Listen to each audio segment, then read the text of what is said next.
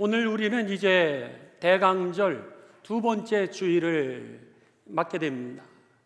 예수님이 오심을 기다리는 그 절기의 두 번째 주일입니다.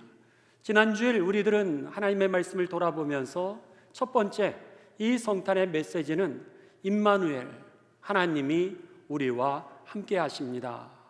이미 예수님이 오시기 전 700년 전부터 이사야 선지자를 통하여서 그 역사적인 전쟁의 상황 가운데 속에서 누가 우리를 돌아볼 수 있는가, 누가 우리를 구원할 수 있는가 라고 하는 그런 전쟁의 위협과 좌절과 절망의 현실 앞에서 오늘 이사야는 선포하기를 하나님이 여러분을 구원하시는데 그 모든 상황과 조건에 하나님이 함께하고 계십니다. 이렇게 메시지를 선포하면서 그 증거를 보여줄 터인데 처녀가 아이를 낳게 되는 증거를 반드시 보게 될 겁니다. 그 이름은 바로 임마누엘, 그 아기의 이름은 예수라고 부르는 그런 이 자녀가 태어나게 될 겁니다라고 이제 700년 전 예수님이 탄생하시기 전에 이사야 선지자가 그 선포했던 메시지를 지난주에 보았습니다. 700년 전에 있었던, 예수님 탄생 700년 전에 있었던 사건이 지난주의 말씀이었다면 오늘은 예수님 탄생하시기 전 6개월 전에 있었던 사건이 바로 이 누가복음의 1장의 말씀입니다. 예수님 탄생하시기 전 6개월 전에 이 두 가지의 사건이 있게 됩니다. 첫째는 그 엘리사벳이라고 하는 예수님의 그 친척이죠.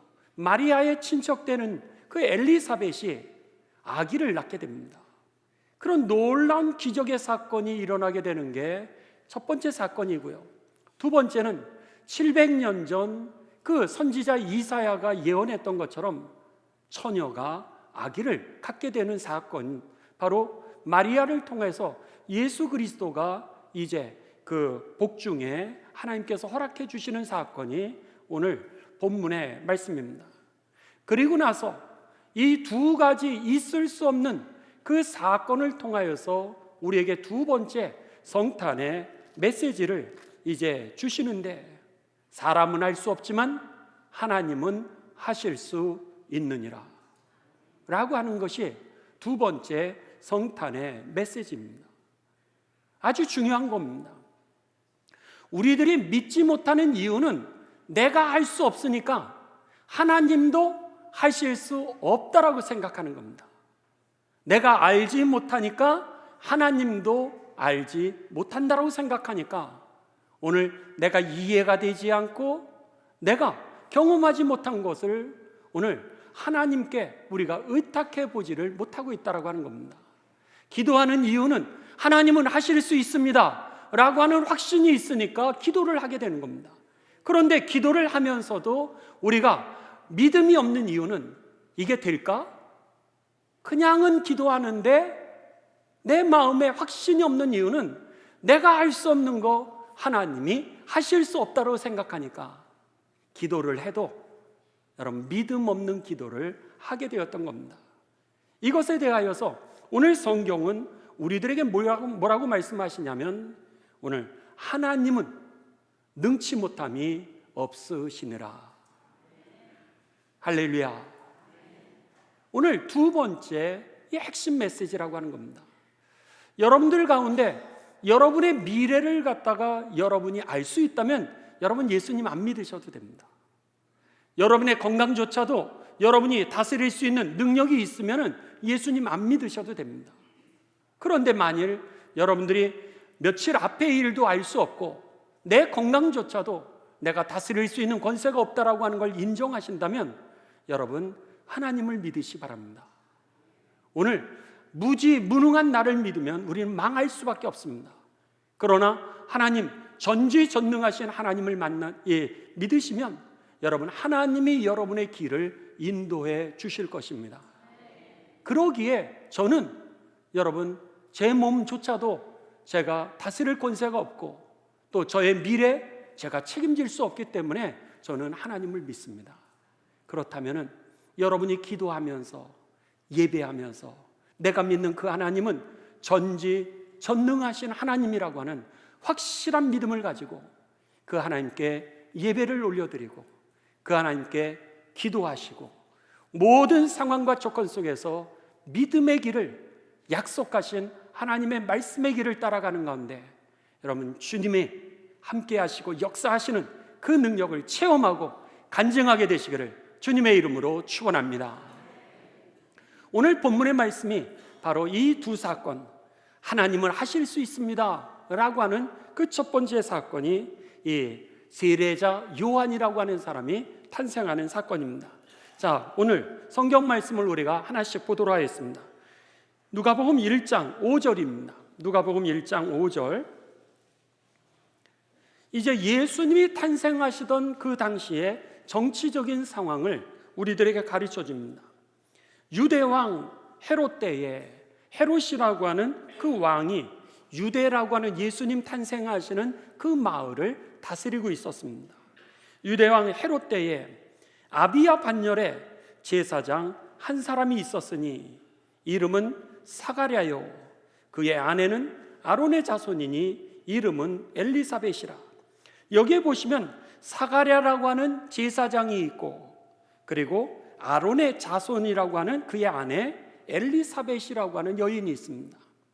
역대상 24장에 보게 되면은 이제 다윗의 시대에 제사장들이 있게 되는데 제사장의 숫자를 15,000에서 약 18,000명으로 추산을 하고 있습니다.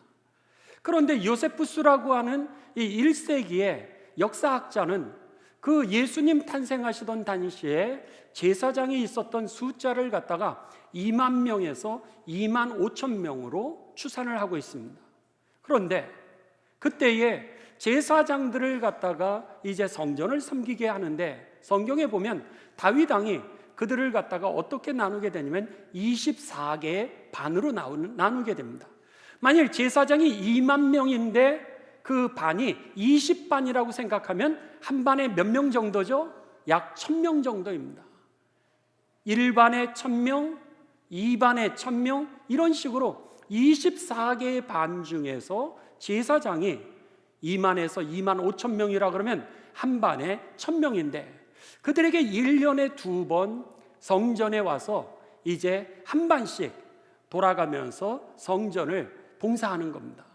그런데 성전에서 봉사할 때 그 안에 이제 촛불을 켜는 사람, 향을 피우는 사람은 한 명입니다.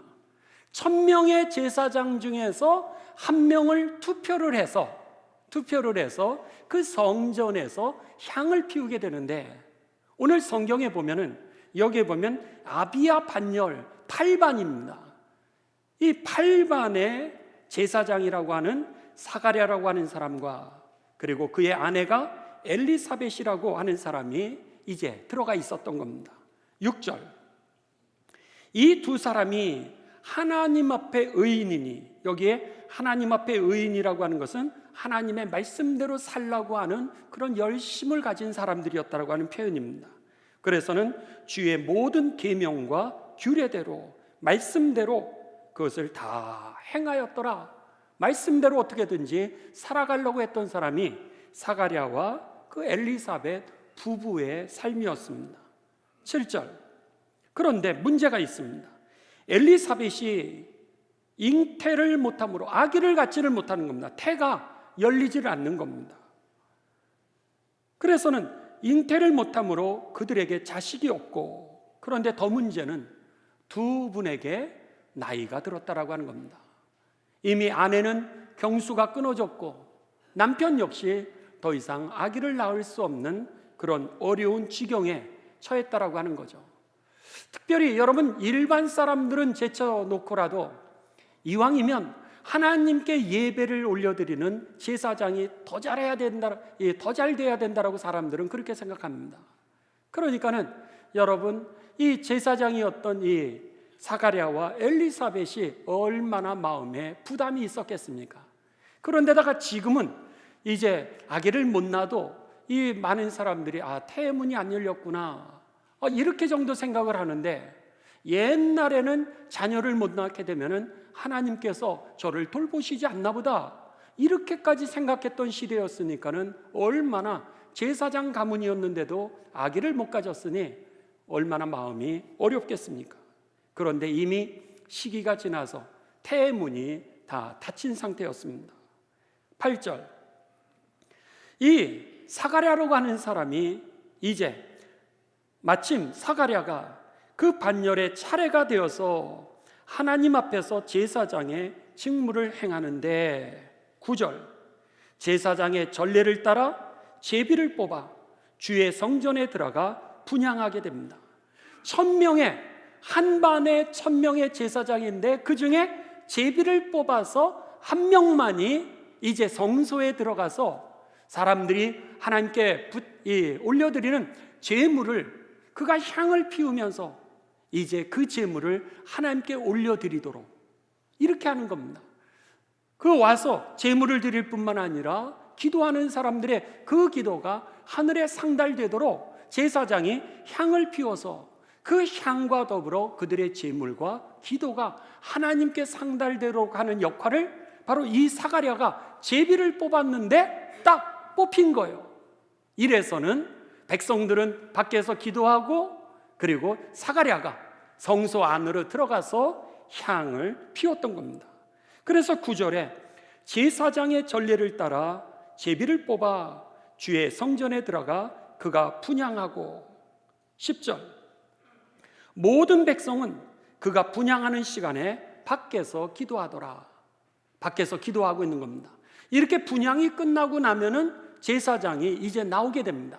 그리고 나서는 여러분들이 드린 그 제물 그리고 여러분들이 드린 그 하나님 앞에서의 기도가 이 향과 더불어 하늘에 상달되었습니다. 하나님의 축복이 여러분과 함께 하시기를 축원합니다. 이렇게 축복을 해주는 게 제사장이 향을 피우고 나서 기도하며 밖에서 기다렸던 그들을 위하여서 하는 그런 행위였습니다. 그 축복이었죠. 그런데 10절 다시, 모든 백성은 그 분향하는 시간에 밖에서 기도하고 있었는데 11절, 주의 사자가 천사입니다.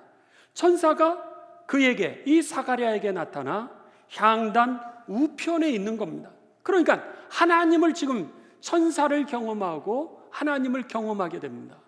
그러면서 어떻게 되는 거예요? 깜짝 놀라게 됩니다. 사가랴가 보고 놀라며 무서워하니, 왜? 하나님의 영광을 죄인이 보게 되면 어떻게 되는 거예요? 심판으로 죽게 되어 있습니다. 그랬는데 죄인인 내가 향을 피우고 있는데 천사가 나타났으니 아이고마 죽었구나 이렇게 돼가지고는 두렵고 그리고 깜짝 놀래가지고 있는데 12절, 사가랴가 보고 놀라며 무서워하니 13절, 천사가 그에게 이르되 사가랴여 무서워하지 말라, 너의 간구함이 들린지라. 여러분, 천사의 첫 번째 메시지가 뭐였냐면 사가랴에게 너가 하나님 앞에서 기도하는 그 기도가 하나님이 들으셨느니라. 그렇다면 사가랴의 기도를 들으신 하나님이라면 오늘 이 시간에 저와 여러분이 드리는 그 기도를 하나님이 들으실 것을 믿으시길 주의 이름으로 축원합니다. 이 하나님의 경험을 한다라고 하는 것은 여러분 단순하게 성경의 얘기를, 스토리를 우리가 아는 게 아닙니다. 그게 아니라 오늘 하나님께서는 이 성경을 통하여 지금 이 시간 저와 여러분에게 주시는 말씀입니다. 그러기에 이 말씀을 성경의 말씀으로 그냥 듣는 게 아니라 지금 나에게 이 시간에 주시는 하나님의 음성으로 들으셔야 됩니다. 그랬을 때 거기에 믿음의 역사가 일어나게 되면서 하나님의 이적들이, 하나님의 뜻이 우리에게 이루어지게 되는 것이죠. 그렇다면 사가랴에게 말씀하시는 그 하나님의 음성처럼 오늘 너의 간구함이 들렸느니라, 들으셨느니라, 이 말씀이 저와 여러분의 응답되시기를 주님의 이름으로 축원합니다. 계속 갑니다. 너의 간구함이 들린지라. 그러면서 뭐라 그러냐면 네 아내 엘리사벳이 내게 아들을 낳아주리니 이름을 요한이라 하라. 여러분 요한이 태어나게 되는데 이 요한이 누구냐면 여러분들이 많이 들으셨던 예수님에게 세례를 베풀었던 세례자 요한을 의미하는 겁니다. 세례자 요한을 우리가 이렇게 줄여가지고 세례 요한 이렇게 부르는데 그 세례자 요한이 정말로 태문이 닫힌 이 부모님들을 통하여서 기적적으로 자녀가 태어나게 되는 것이죠. 그러면서 그 세례 요한에 대하여서 날 아기에 대하여 이렇게 예언을 합니다. 14절 너도 기뻐하고 즐거워할 것이요 가문에 기쁨이 될 것이요. 두 번째 많은 사람에게도 그의 태어남을 기뻐하리니 오늘 사회에도 공헌하는 자녀가 될 거라는 거예요. 15절 이는 그가 주님 앞에 큰 자가 되고 하나님에게 귀하게 쓰임받는 아들이 될 것이고 더 나아가서 포도주나 독한 술을 마시지 아니하며 그가 신실한 삶을 살아가게 될 거라는 거예요. 그리고 성령의 충만함을 받아 이스라엘 자손을 주 곧 그들의 하나님께로 많이 돌아오게 하리라 이렇게 말씀합니다. 여러분 우리들의 자손들이 그렇게 되시기를 주님의 이름으로 축원합니다. 그 태어날 요한에 대하여서 천사가 하나님이 그를 그렇게 세우시리라 이렇게 알려주게 됩니다. 17절 그가 또 엘리야의 심령과 능력으로 주님 앞에 예수 그리스도 탄생을 의미하는 겁니다. 예수 그리스도 앞에 먼저 와서 하나님의 마음을 자녀들에게 또 거스르는 자를 하나님에게 대적하는 자를 의인의 하나님의 말씀을 아까 말씀대로 살라고 하는 사람들을 의인이라 그랬죠. 그들을 의인의 슬기로 돌아오게 하고 주님을 위하여 세운 백성들을 준비하리라. 많은 사람들을 구원의 길로 그가 인도할 것이라 이렇게 이제 세례 요한의 그 앞길에 대하여서 이 천사가 사가랴에게 그 예언을 해주게 됩니다. 너무 놀란 이 사가랴가 이제 대답을 합니다. 18절 사가랴가 천사에게 이르되 내가 이것을 어떻게 알리오? 내가 늙고 문제는 아내도 경수가 끊어지지 않았습니까? 나도 나이가 많고 아내도 나이가 많은데 내가 어떻게 이것을 믿을 수 있겠습니까? 이렇게 반응하게 됩니다. 이게 바로 여러분 평범한 우리들의 삶이요 그리고 사가랴도 동일했던 거죠. 아니 나이도 많고 경수가 끊어졌는데 어찌 아이를 가질 수 있겠습니까? 그가 믿지 못하고 있다라고 하는 겁니다. 그랬을 때 오늘 이 천사가 이상한 얘기를 하나 합니다. 뭐라 그러냐면 천사가 대답하여 이르되 나는 하나님 앞에 서 있는 가브리엘이라. 천사의 이름을 가르쳐 줍니다. 자기의 이름을 가르쳐 준다라고 하는 이름의 뜻은 여러분 인격이죠. 내 천사라고 하는 인격을 그 직분을 걸고서 너한테 얘기하는 거야. 그런 얘기죠. 이게 사실이야. 그런 뜻입니다. 그러면서 이 좋은 소식을 전하여 너에게 말하라고 하나님이 나를 보내셔서 나는 너에게 전할 뿐이야. 믿든지 안 믿든지는 너가 할 일이지만 오늘 하나님은 살아계시고 하나님의 말씀은 그대로 이루어질 거라는 거예요. 너가 믿든지 너가 안 믿는다고 하늘나라가 없는 게 아니라는 거예요. 너가 안 믿는다라 그래서 하나님의 뜻이 안 이루어지는 게 아니라는 거예요. 오늘 이거는 실제라는 거예요. 그러면서 천사가 너가 믿든지 안 믿든지 나는 하나님이 내게 시켜서 너에게 전달하고 있으니 그러니 그 일은 그대로 이루어지게 돼 있어. 이렇게 말씀하고 있는 거죠. 여러분 그렇습니다. 성경에 약속되어 있는 그 하나님의 약속은 여러분이 믿든지 여러분이 안 믿든지 믿지 못하든지 여러분 이해할 수 없든지 그럼에도 불구하고 여러분과 상관없이 하나님의 뜻은 그대로 예언대로 말씀대로 성취되게 될 것입니다. 그렇다면 그 하나님의 뜻이 이루어지는 그 축복된 자리에 여러분 이렇게 멀리서만 보다가 후회하지 마시고 첨벙 뛰어들어가 여러분이 그 하나님 나라의 역사가 되시기를 주님의 이름으로 축원합니다. 계속해서 봅니다. 20절입니다. 보라, 이 일이 되는 날까지 네가 말 못하는 자가 되어 그 증거를 보여주는 거예요. 능히 말을 못하게 되리니, 그러니까 너가 벙어리가 될 거라는 거예요. 너가 믿지 못하기에 오늘 그 증거를 보여줄 텐데 그 증거 중에 하나가 뭐예요? 너가 말을 못하게 되리라. 그래서 그의 입을 닫아버리십니다. 이는 내가 내 말을 믿지 아니함이거니와, 너는 나를 믿지 않았지만, 하나님의 말씀을 믿지 않았지만 때가 이르면 하나님의 말씀은 성취되게 되리라. 이게 이제 천사가 그에게 증거로 너는 말 못하게 될 거고, 너가 말 못하는 사이에 하나님의 뜻은 이루어지게 될 거라는 거예요. 21절입니다. 이 분향하러 들어가서 향을 피우러 들어갔던 제사장이 안 나오는 거예요. 이런 사건이 있다고 보니까 21절, 백성들이 사가랴를 기다리는데 그가 성전 안에서 지체함을, 나오지 않는 것을 이상히 여기더라. 22절, 이제 사가랴가 나오게 됩니다.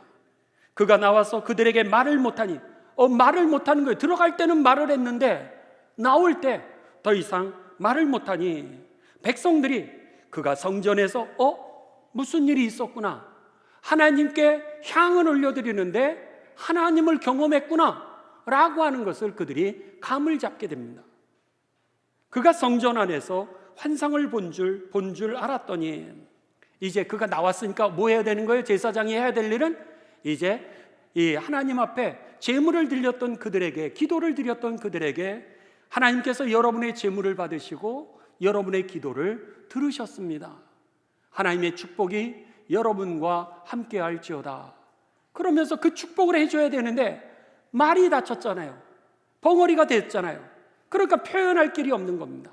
그러니까는 그가 나와가지고 몸짓으로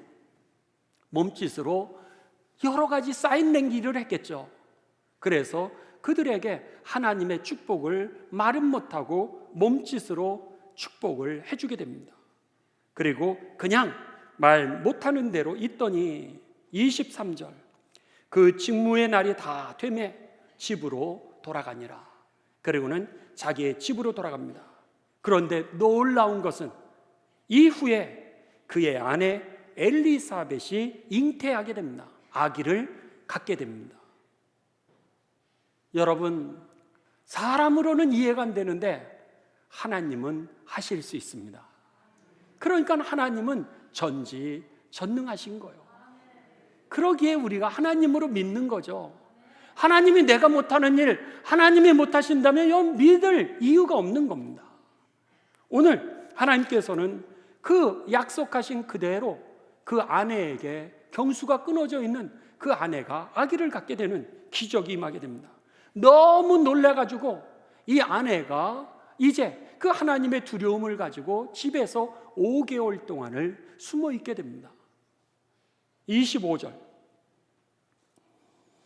주께서 나를 돌아보시는 날에 6개월이 되면서 처음으로 그가 그 두려움 속에서 해방되면서 정말 하나님이 하시는구나, 이걸 깨닫게 되면서 뭐라 그러면, 주께서 나를 돌아보시는 날에 사람들 앞에서 내 부끄러움을, 아기를 못 낳던 부끄러움이었죠, 내 부끄러움을 없게 하시려고 이렇게 행하심이라 하더라.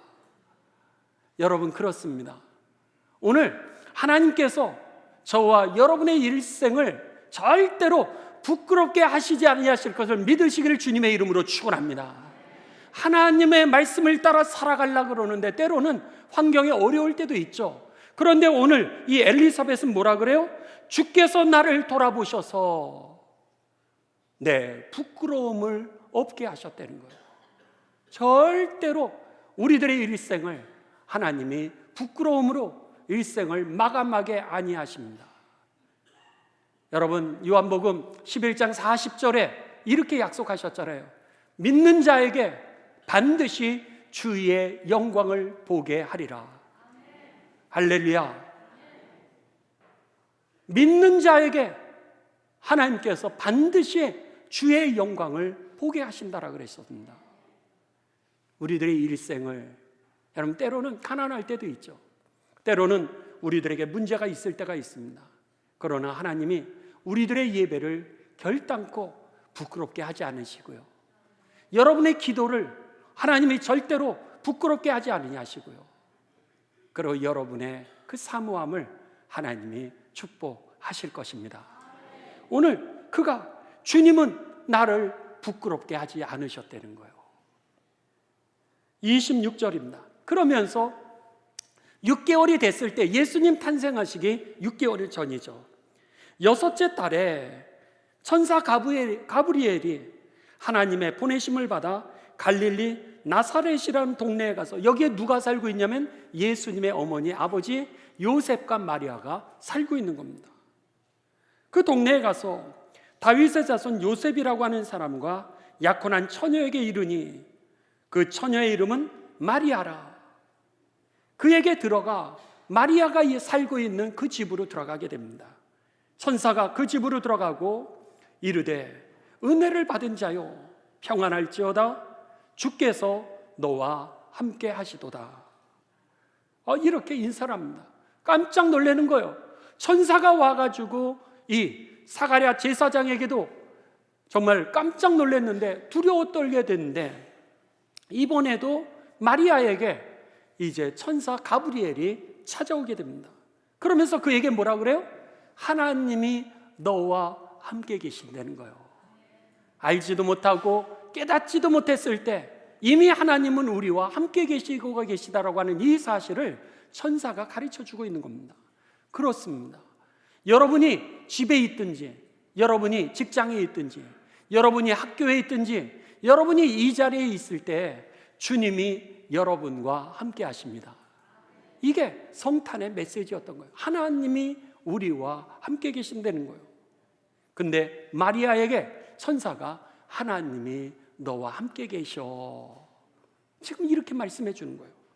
그러면서 29절, 이 마리아가, 처녀가 그 말을 듣고 놀라, 아니 이런 인사가 어찌함인가, 무슨 소린가를 이해를 하질 못합니다. 그랬을 때 30절, 천사가 이르되 마리아여 무서워하지 말라, 내가 하나님께 은혜를 입었느니라. 보라, 내가 잉태하여 아기를 갖게 될 텐데 아들을 낳으리니 그 이름을 예수라 하라. 그가 큰 자가 되고 지극히 높으신 이의 아들이라 일컬어질 것이요, 주 하나님께서 그 조상 다윗의 왕위를 그에게 주시리니 영원히 야곱의 집을 왕으로 다스릴 것이며 그 나라가 무궁하리라. 예수님이 누구신지를 갖다가 천사가 이제 설명해 주게 됩니다. 이 말씀을 우리가 다음 주에 여러분 예수님에 대해서 조금 더 세밀하게 보실 때 말씀을 나누고, 우리가 아무튼 천사가 내가 잉태하여 아들을 낳을 텐데 그 이름을 예수라 하라, 그가 하나님의 아들이요 구원할 자임이니라, 이렇게 가르쳐 주게 됩니다. 그러자 34절, 마리아가 엘리사벳과 똑같은 얘기, 또 사가랴 제사장하고 똑같은 얘기를 합니다. 34절은 여러분 다 같이 봉독하십니다. 자, 시작. 마리아가 천사에게 말하되 나는 남자를 알지 못하니 어찌 이 일이 있으리이까. 내가 남자를 알지 못하는데 처녀에게 어떻게 아이를 가질 수 있겠습니까? 불가능합니다. 있을 수 없습니다.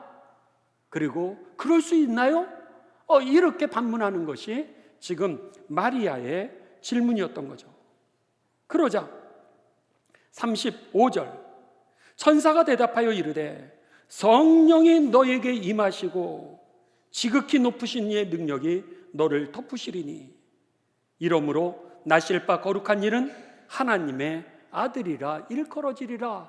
그러면서 나실 예수님이 하나님의 아들로서 우리를 구원하실 분이라고 하는 것을 다시 한번 얘기하면서 그 증거를 대기 시작합니다. 36절, 보라, 내 친척 엘리사벳도 늙어서 아들을 배웠느니라. 본래 임신하지 못한다고 알려진 이가 이미 6달이 되었나니. 이미 너의 친척도 너가 알다시피 아기를 낳을 수 없는데 그가 아기를 가졌어. 그러니까는 이게 증거야. 그러면서 그에게 가르쳐 주게 됩니다. 그러면서 37절에 뭐라 그래요? 대저 하나님의 모든 말씀은 못하는 것이 없느니라. 능하지 못하심이 없느니라. 여러분, 나는 알 수 없지만 하나님이 하실 수 있다라고 하는 이 성탄의 메시지가 저와 여러분에게 믿어지게 되시기를 주님의 이름으로 축원합니다. 이해를 못하는 그에게 천사의 메시지는 오늘 하나님의 모든 말씀은 능하지 못하심이 없느니라. 이렇게 얘기를 하는 거예요. 이러면서 이제 여러분 39절에 보면 마리아가 확인하러 갑니다. 아니, 정말로 그런 일이 있을 수 있는 겁니까? 그러면서 그가 이 친척 엘리사벳의 집으로 가게 됩니다. 39절. 이때 엘리사벳이 일어나 빨리 산골로 가서 유대 한 동네에 이르러 사가랴의 집에 들어가 엘리사벳에게 문안하니. 여러분, 이제 찾아가게 됩니다.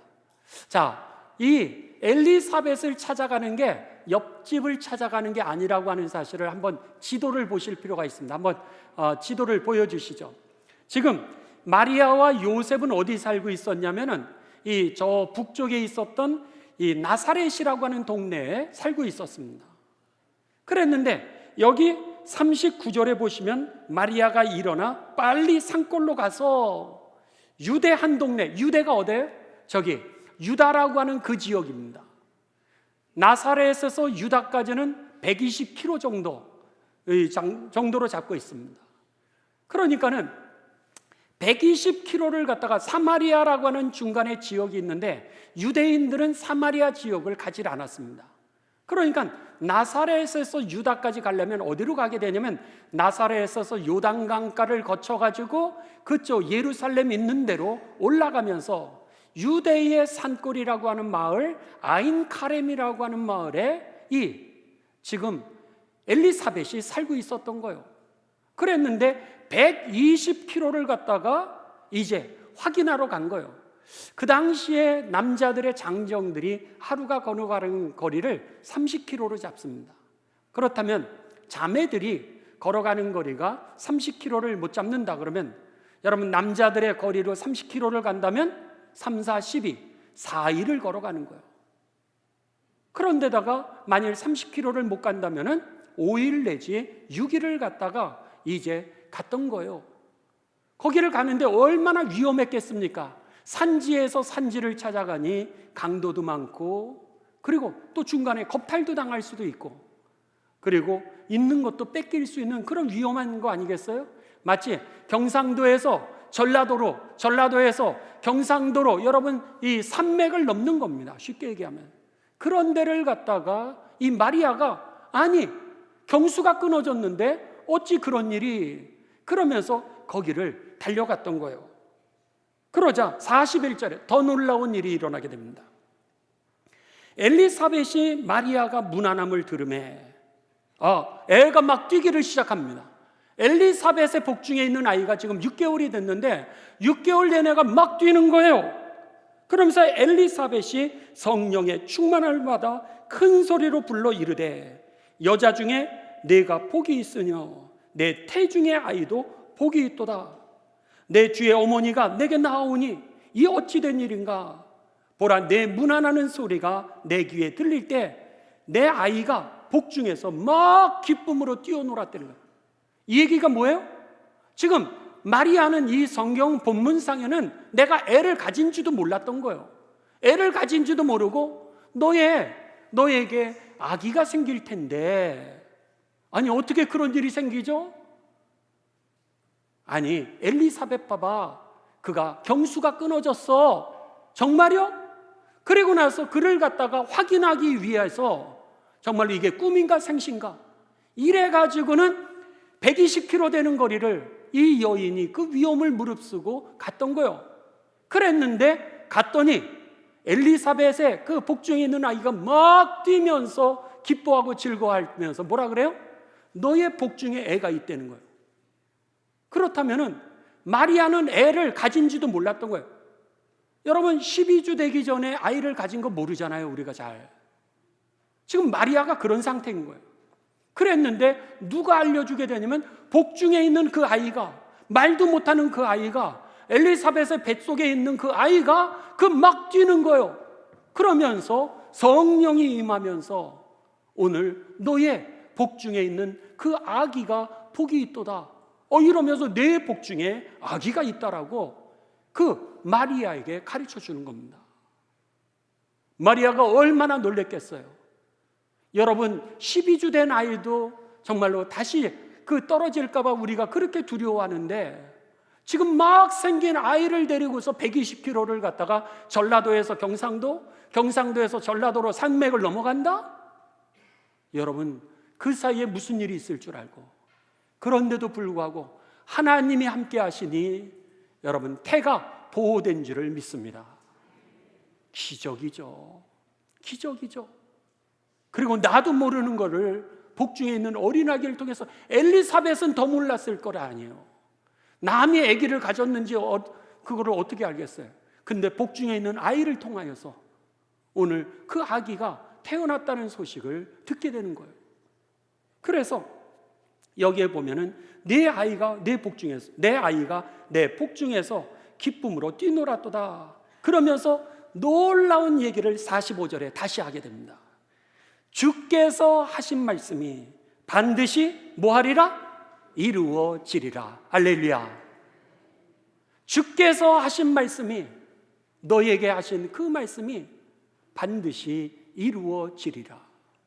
나는 이해할 수도 없고 받아들일 수 없는데 오늘 이 엘리사벳을 통하여 다시 주께서 하신 그 말씀은 반드시 성취되게 되어 있다는 거예요. 여러분 한번 마지막으로 사진만 보도록 하겠습니다. 그래서 이 마리아가 아까 120km를 이제 산 넘고 물 넘으면서 그렇게 하고는 이 유대의 산골로 찾아갔습니다. 그러면서 엘리사벳을 만나게 되죠. 그래서 어느 작가가 저렇게 엘리사벳을 만나서 저렇게 막 좋아하게 되는 거, 상봉하는 장면을 그림으로 그렸고요. 다음 화면입니다. 그렇게 되면서 엘리사벳이 내가 아기를 가질 수 없었는데 봐, 정말 아기가 생겼다고.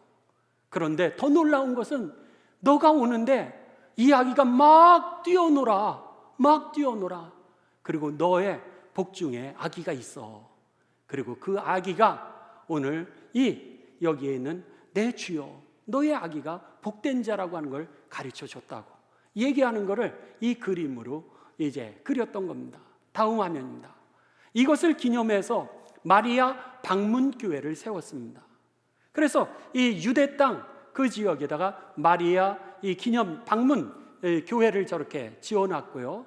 그리고 거기에 동상을 세웠는데 바로 마리아와 엘리사벳이, 저기에 보면 제가 볼 때 오른쪽에 그 여인이 배가 조금 더 나온 거 보니까 엘리사벳인 것 같아요. 그래서 마리아와 엘리사벳이 이렇게 배를 대고 서로 좋아가지고 하나님이 하셨어. 우리는 할 수 없는데 하나님은 하실 수 있어. 이렇게 고백하는 이 동상을 세워놨습니다. 그리고 더 나가서 다음 화면을 보시면은 교회 누구든지 지나가던 이들도 나는 할 수 없지만 하나님은 하실 수 있다라고 하는 이 마리아와 엘리사벳이 아기를 이제 갖게 되고 출산하게 되는 그 그림을 갖다가 이렇게 벽화로 모자이크로 그려넣어서 거기다가 붙여놨습니다. 그렇습니다. 이 성탄절의 두 번째 메시지는요, 나는 할 수 없지만 하나님은 하실 수 있느니라. 이 말씀이 저와 여러분에게 그대로 내게 주시는 하나님의 말씀으로 들려지게 되시기를 주님의 이름으로 축원합니다.